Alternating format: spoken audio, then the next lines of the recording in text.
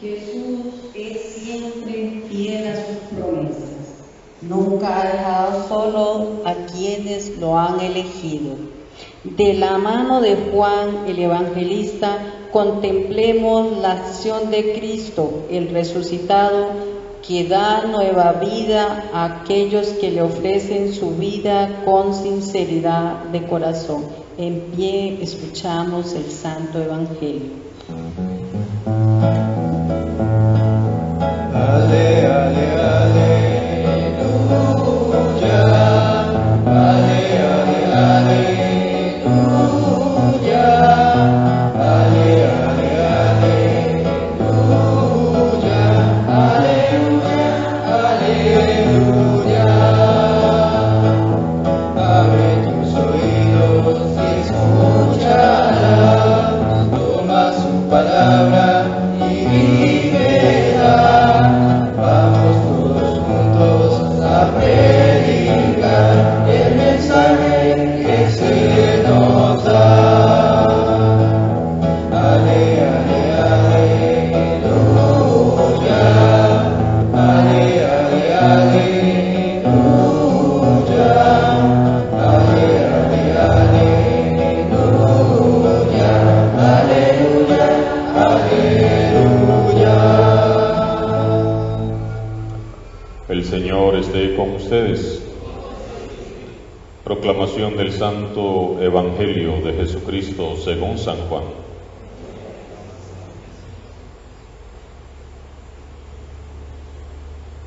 En aquel tiempo, Jesús se le apareció otra vez a los discípulos junto al lago de Tiberíades. Se les apareció de esta manera.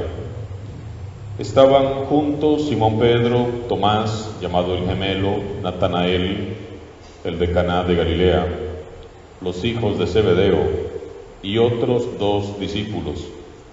Simón Pedro les dijo: voy a pescar. Ellos le respondieron: también nosotros vamos contigo. Salieron y se embarcaron, pero aquella noche no pescaron nada. Estaba amaneciendo cuando Jesús se apareció en la orilla, pero los otros discípulos no lo reconocieron. Jesús les dijo: muchachos, ¿han pescado algo? Ellos contestaron: no.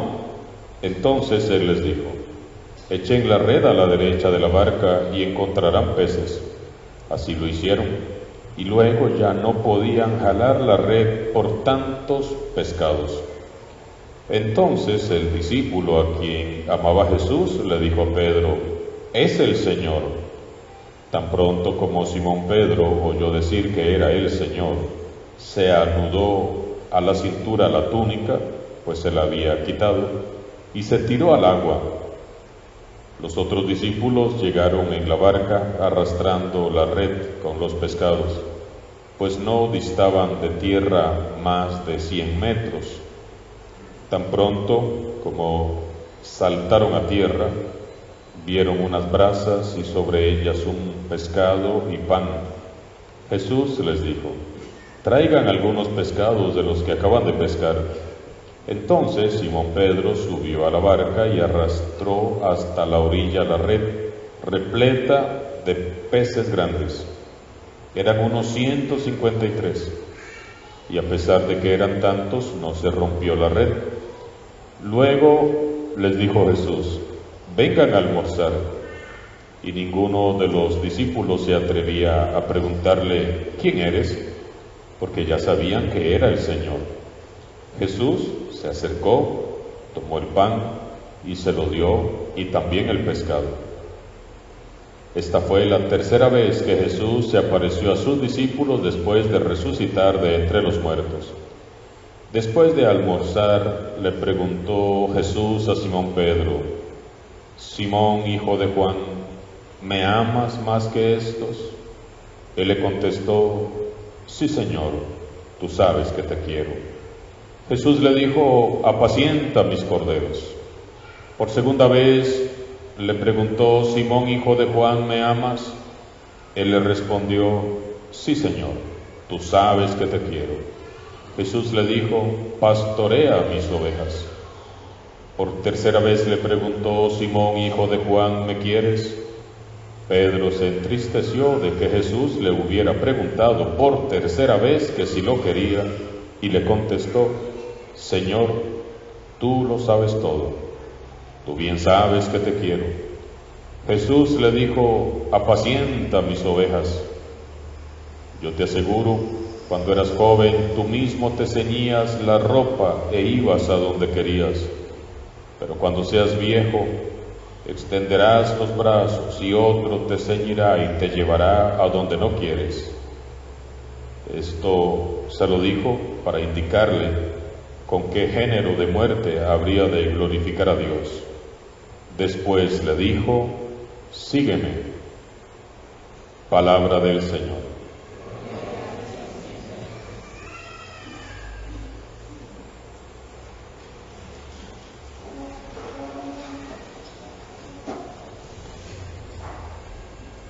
El epílogo, el capítulo final del Evangelio de San Juan, nos narra un hermoso relato de un nuevo encuentro de Jesús resucitado con sus discípulos a orillas del lago de Galilea.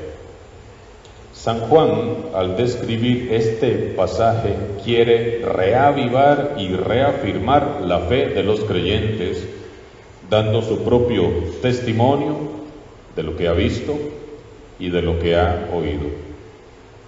Esto no es un cuento, esto no es una fantasía, esto sucedió tal como está escrito.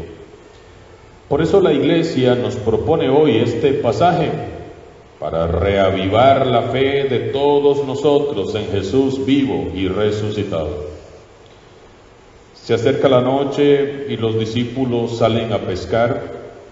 No están los 12, solo hay 7 discípulos: Simón Pedro, Tomás, Natanael, Santiago y Juan, y otros 2 discípulos de los que no se nos dice el nombre, que bien podría ser usted o yo. Son 7 discípulos que han acatado la orden que Jesús dio a las mujeres estando fuera del sepulcro: díganle a Pedro y a los demás que vayan a Galilea, allí me verán. Están entonces de nuevo en el lago de Galilea, allí donde todo empezó, con las mismas barcas y mismas redes que habían dejado para seguir a Jesús. Están ahí con el corazón expectante, a la espera de encontrarse con Jesús resucitado. Simón Pedro entonces dice: me voy a pescar. Y los otros discípulos dijeron: también nosotros vamos contigo. Ellos salieron por la noche a pescar, seguramente porque tenían hambre. Cuando Jesús murió en la cruz, se les acabaron las ofrendas y las ayudas que le daban para que comieran, y ellos ya no tenían nada para subsistir, puesto que todo lo habían dejado por seguir a Jesús. Pero la pesca fue un completo fracaso. San Juan lo recalca con fuerza: salieron, se embarcaron y aquella noche no pescaron nada, ni un chacalín, ni un camaroncito, nada. Vuelven como salieron, con las redes vacías. Esta escena encierra un gran mensaje para todos quienes servimos activamente en algún grupo o movimiento de la Iglesia. Solo la presencia de Jesús resucitado hace eficaz el trabajo evangelizador de sus discípulos. Sin la presencia de Jesús resucitado, sin su aliento, sin su luz, sin su palabra, no hay evangelización fecunda. Con frecuencia, nuestros muchos esfuerzos por enseñar y ayudar a otros a vivir cristianamente en medio de una sociedad tan enferma y tan indiferente, apenas dan resultado y pareciera que todo lo que hiciéramos no da resultado para nada, y encima se les ocurre a esta sociedad costarricense poner a los niños de escuela para que practiquen yoga. O sea, ya póngale la cereza al pastel y echemos a perder a los niños de una vez. Si ustedes supieran el daño que genera en las personas el yoga, parece que ya perdimos la sociedad costarricense. Aprobado el aborto, aprobado matrimonios gay, sacaron a Dios de las escuelas, de los colegios, ponen yoga, en donde usted solito es el que va a salir adelante, sin la ayuda de nadie. Ciertamente intentamos ahí mantener a toda costa el compromiso con Jesús y encendida la llama de nuestra fe, pero a menudo constatamos que nuestras redes están vacías y las cosas empeoran, no solo en esta sociedad costarricense, en la educación, entre los jóvenes, los matrimonios, empeora en un montón de aspectos sociales, eclesiales. Las redes están vacías. Yo sé bien que todos ustedes se esfuerzan arduamente cada día por mantener su matrimonio, por sacar adelante a sus hijos, a su familia a flote, y verdad que a veces parece inútil. Y entonces te quedas con las redes vacías. ¿Cuántas veces hemos hecho nuestro mejor esfuerzo? Hemos trabajado, nos hemos cansado, hemos servido con ilusión, con constancia, hemos invertido lo mejor de nosotros mismos en proyectos personales, en relaciones afectivas, en estudios, en trabajos, en ofertas laborales, que al final han terminado en un estrepitoso fracaso. Como las redes de aquellos discípulos, hay muchas vidas vacías, profundamente vacías, terriblemente vacías. ¿Cómo sostener y reavivar nuestra fe en estos momentos de duda, de frustración, de oscuridad? ¿Cómo? ¿Cómo creer en Jesús? ¿Cómo confiar en Dios cuando parece que nada sale bien? ¿Cómo llenar esos vacíos del corazón que nada ni nadie puede llenar? Escuchemos qué fue lo que sucedió con los discípulos. En este contexto de oscuro y rotundo fracaso, el relato dice que estaba amaneciendo cuando Jesús resucitado se presentó en la orilla. Estaba amaneciendo y ya Jesús les estaba esperando en la playa. Sin embargo, los discípulos no lo reconocen desde la barca. Tal vez fue por la distancia, tal vez fue la bruma del amanecer, o quizás sus ojos cansados, entristecidos, su corazón frustrado, el que les impedía ver a Jesús. Jesús está en la playa y está hablando con ellos, pero ellos no sabían que era Jesús. ¿Por qué no lo reconocen? Porque cuando estamos desanimados, o nos sentimos frustrados, o estamos deprimidos, se nos dificulta más percibir la presencia de Dios. En esos momentos tenemos que aclarar la vista, enfocar el corazón. No miremos nuestros sueños rotos, no miremos nuestras heridas, no miremos nuestras redes vacías, mejor miremos ¿a quién? A Jesús. Les dice Jesús: muchachos, ¿tienen algo de comer? Es una pregunta que Jesús hace esperando un no como respuesta, porque Él es el omnisciente, el omnipresente, Él lo sabe todo, sabe que no han pescado nada. Entonces Él les dice: echen la red a la derecha de la barca y hallarán peces. Entonces la echaron y ya no la podían sacar por la gran cantidad de peces que lograron pescar. Eran 153 peces grandes, dice con toda certeza San Juan. Veamos qué diferentes que resultan las cosas cuando hacemos las cosas como nos dice Jesús. Meditemos. ¿Cuántas veces el Señor nos ha dejado estar con las redes vacías, pero para luego poderlas llenar de acuerdo a su voluntad? Es hasta ese momento que el discípulo amado reconoce a Jesús y grita: ¡es el Señor! Al reconocerlo, Juan se entusiasma, se sorprende, alaba y contempla a Jesús. Eso es reconocer al Señor. Simón Pedro, cuando oyó que era el Señor, se ciñó la túnica y se lanzó al mar y nadó los últimos 100 metros que lo separaban para llegar el primero a la playa. Se ciñó la túnica tal y como se la había ceñido Jesús antes de lavarles los pies en la última cena.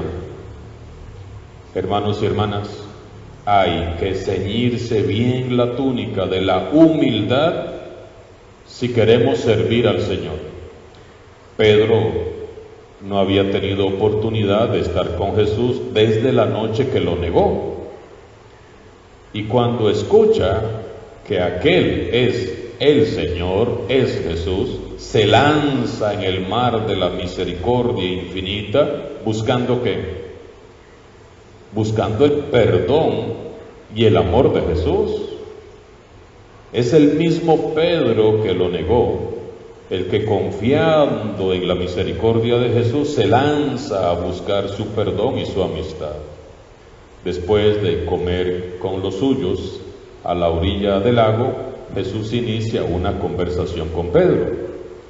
Jesús confirma a Pedro en el amor, porque solo está capacitado para ser guía y pastor aquel que se distingue por el amor a Jesús. Todo aquel que sirve es guía y es pastor, sea en la iglesia, sea en la familia, sea en los grupos apostólicos, debe distinguirse por el amor que manifiesta y vive en Jesús, por Jesús y para Jesús. Con una profunda humildad y con una gran fe y con un auténtico arrepentimiento, Pedro reconoce su pecado y confiesa su amor sincero a Jesús. Señor, tú lo sabes todo, tú sabes que yo te quiero, que yo te amo. Simón, hijo de Juan, ¿me amas más que estos? Escuchemos hoy nuestro nombre en labios del Señor Jesús. Jesús hoy nos hace una pregunta concreta a cada uno de nosotros. Sila, ¿me amas más que todos estos? Yamil, ¿me amas más que todos estos? Norma, ¿me amas más que todos estos? Y así cada uno de los nombres. Ever, ¿me amas más que todos estos? Cada uno le dará su respuesta personal al Señor.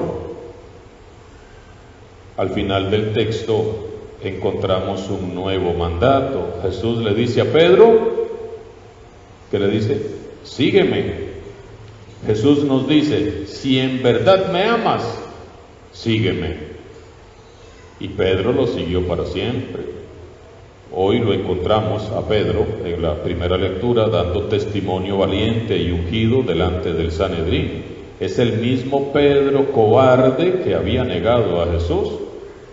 Y Pedro siguió a Jesús hasta morir, también él clavado en una cruz. Nosotros, ¿hasta dónde estamos dispuestos a seguir a Jesús? El Pedro de la espada y de la violencia en Getsemaní, el Pedro de las disputas y del mal carácter, tenía que caer, tenía que morir a sí mismo para poder ceñirse la túnica de la humildad y convertirse en el Pedro del amor, de la renuncia y de la entrega a los hermanos. Eso que hoy llamamos fracaso puede ser lo que Dios esté usando para sacar de nosotros auténticos discípulos y cristianos. Pedro está listo para dirigir la iglesia de Jesús porque ha sido zarandeado y ha superado la prueba. El Señor ha logrado pulir al tosco pescador y ha conseguido sacar de él un gran apóstol. Aprendamos nosotros de Pedro.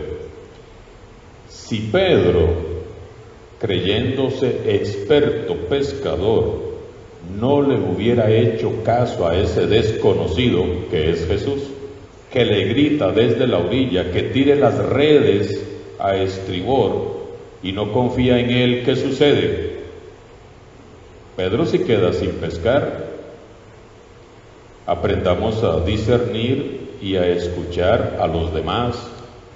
A veces nuestra mucha experiencia se vuelve tan solo un lastre, nos volvemos necios y cerrados a la novedad de Dios. Si Pedro, creyéndose la suma autoridad, el sumo pontífice, no le hace caso al discípulo amado que representa a la comunidad, cuando le indica dónde está Jesús, ¿qué pasa con Pedro? Pedro nunca ve, Pedro no ve a Jesús, nunca hubiera visto a Jesús. Aprendamos a escuchar a los que nos han sido encomendados. Dios en tiempos antiguos y aún en estos tiempos gusta hablar por medio de los pequeños y de los sencillos. Estemos atentos a lo que ellos nos dicen. Si Pedro no se arriesga y lleno de miedo se esconde y no se lanza al mar para encontrarse con Jesús, nunca habría sido restituido en su cargo, nunca habría tenido la oportunidad de confirmarse en el amor. Aprendamos a confiar en el Señor. Su misericordia es nueva todos los días. En lugar de huir avergonzados por nuestro pecado, lancémonos en el mar de su gracia, seguros que siempre hallaremos perdón, amistad y misericordia. Meditemos esta tercera semana de Pascua en la gran misericordia de Jesús, que en medio de nuestras dificultades, en medio de los fracasos e incoherencias, igual que aquella mañana, prepara un banquete para nosotros en cada Eucaristía, y nos espera, y nos ama, y nos perdona, y nos alimenta con el pan de la palabra, con el pan de la Eucaristía, y nos confirma en su amor y nos llama a seguirle. Ciñámonos la túnica de la humildad y hagamos el firme compromiso de confesar a viva voz el amor que sentimos por Jesús, como lo hizo Pedro. Todos juntos digamos: Señor, tú lo sabes todo. Tú sabes bien que yo te amo. Jesucristo ha resucitado, verdaderamente ha resucitado. Alabado sea Jesucristo.